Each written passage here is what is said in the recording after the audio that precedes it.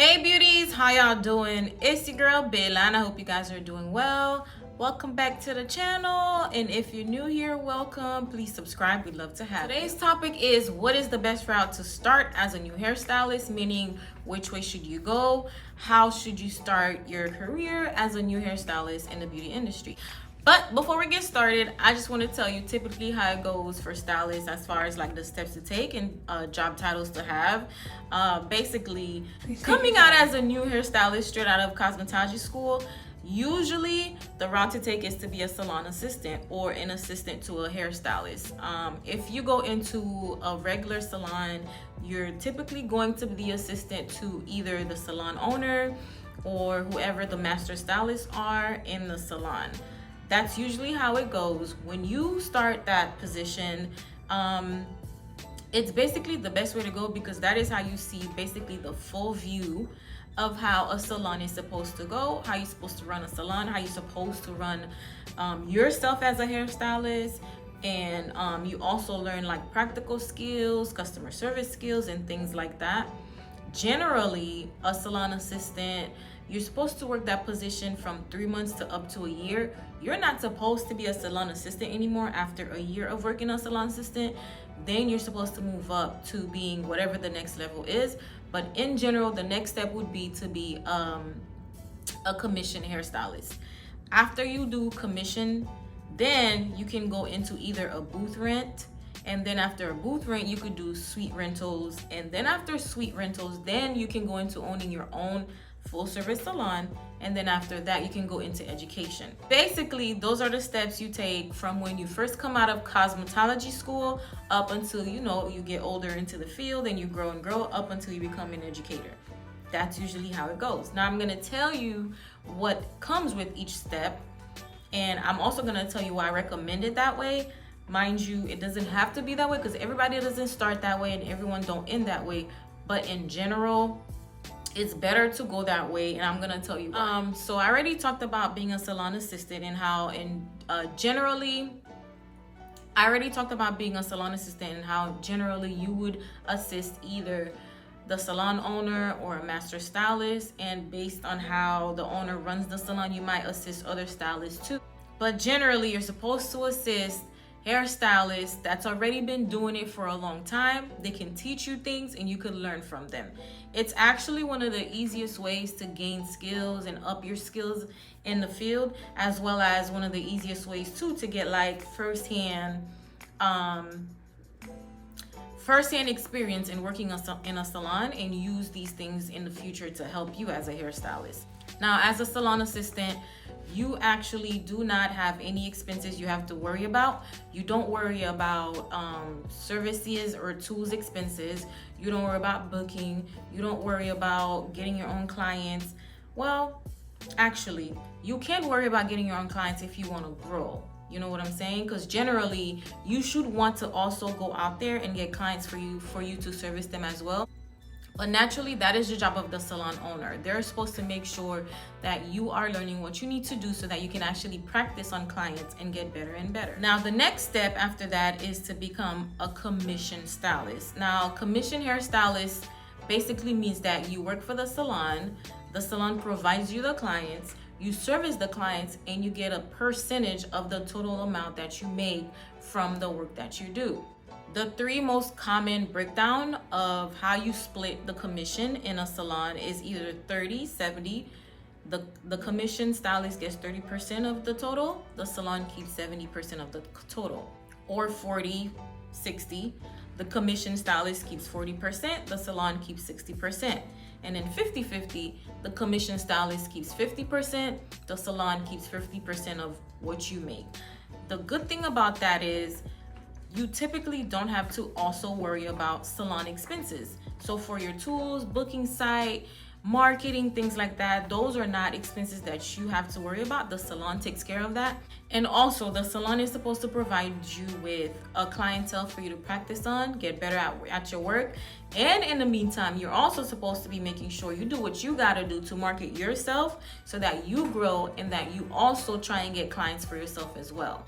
And typically, if you work at a really big salon or you work for a really good salon, you're gonna have benefits as far as like, you know, paid time off, vacation time, insurance and stuff like that. In addition to that, there's going to be like a growth plan for you, you know, saying, okay, you start as a commission stylist at this percentage. If you do better, if you retain most of your clients, you get your own clientele, you do really good, then your percentage grows and grows and grows. I know that's how I run my salon. You start at a certain percentage, and the better you get, the more clientele you get, the more work you put in, your percentage grows and grows and grows. My salon is set up so that my stylists get a raise every year no matter what happens.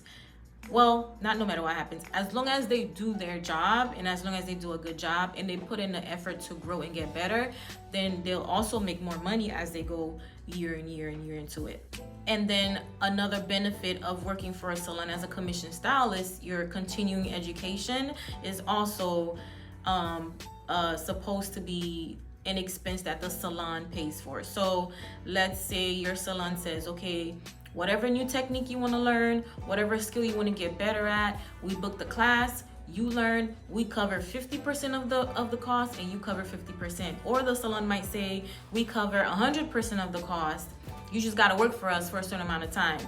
Or they might say, we cover 80% and you only cover 20. Whatever it is, the point is, as a commission stylist, your salon is supposed to provide education, especially when new and upcoming things are coming up, so that you can keep, you know, track of what's going on and you could grow your skills as well. The salon is supposed to cover at least a portion of that for you.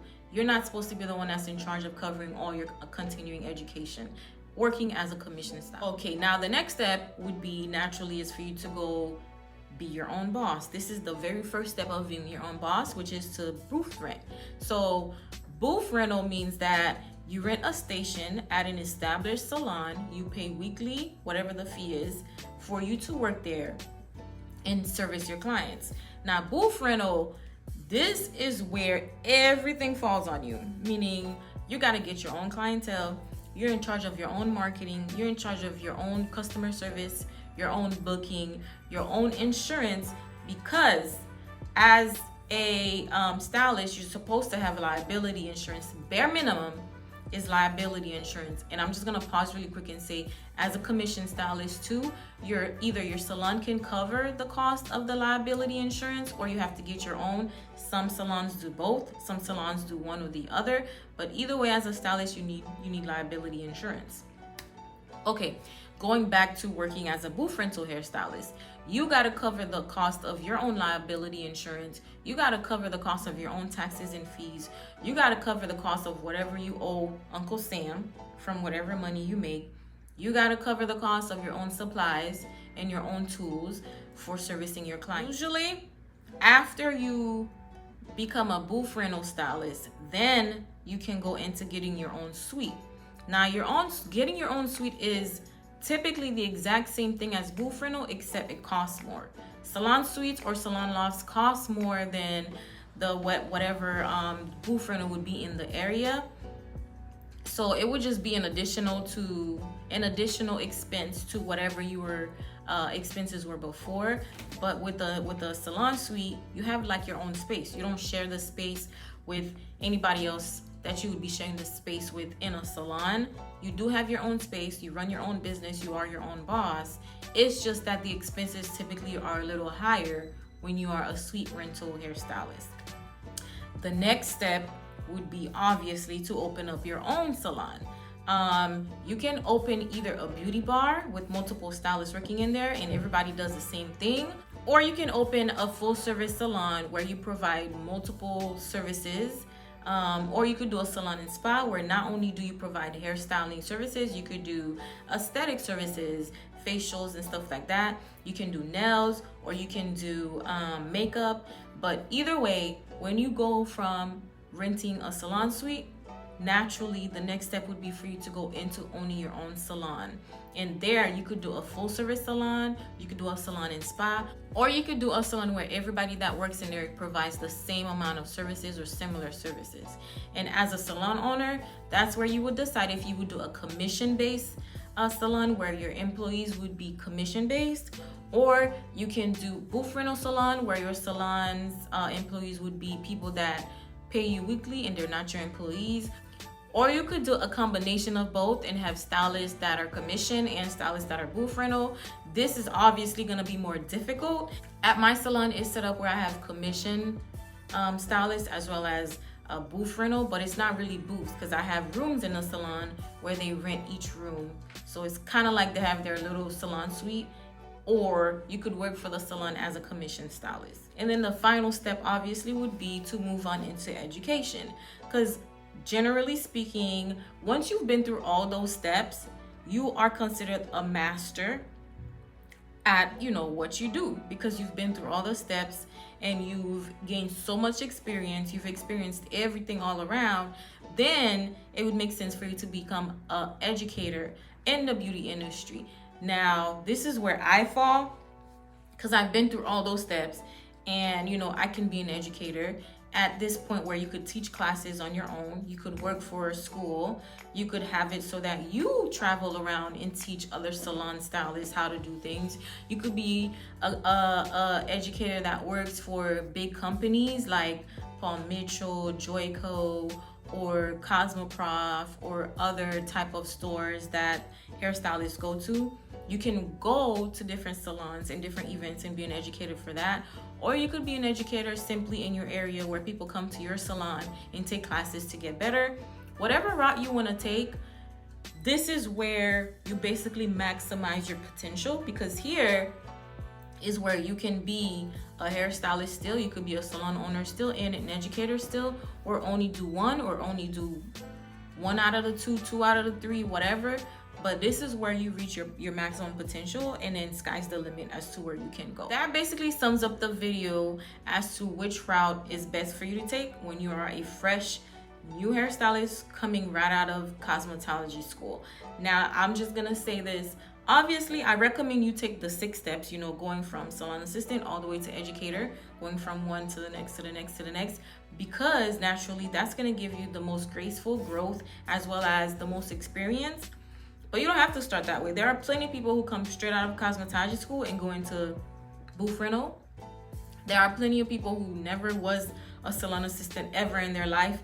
Now, this part, I feel like everybody should do that right out of school, because it's like clear as day when you're a new hairstylist and you did not do salon assistant work, or you did not work at a salon to gain experience. Like, it's very obvious, especially to us that's already in the field. We can tell, because there's things you just won't know, right? But as I was saying, you don't have to come out of cosmetology school and go straight into assistant position. If you want, you could do cosmetology school, assistant position, booth rental, educator.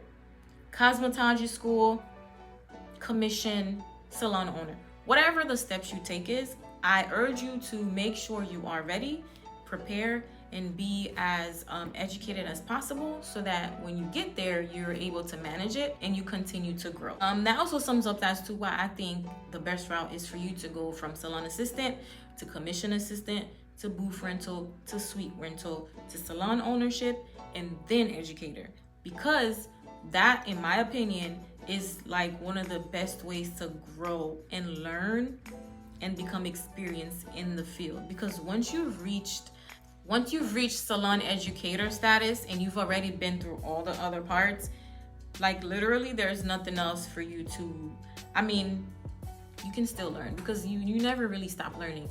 But once you've reached salon educator status from doing all the steps 1 through 5 prior, you are considered the most experienced, the most knowledgeable, the most educated, the most, you know, the most that has a lot to teach others. You know what I'm saying? So that's why I think you should go the natural, you know, general route. All right, y'all, I really hope this was helpful to you. Share this video with anyone you think it might be helpful to. If you have any questions, comments, concerns, whatever, just put it in the comment section below and I'll be sure to answer. Thank you guys so much for watching. As usual, be blessed, have a great day, and I will see you guys next time. Bye.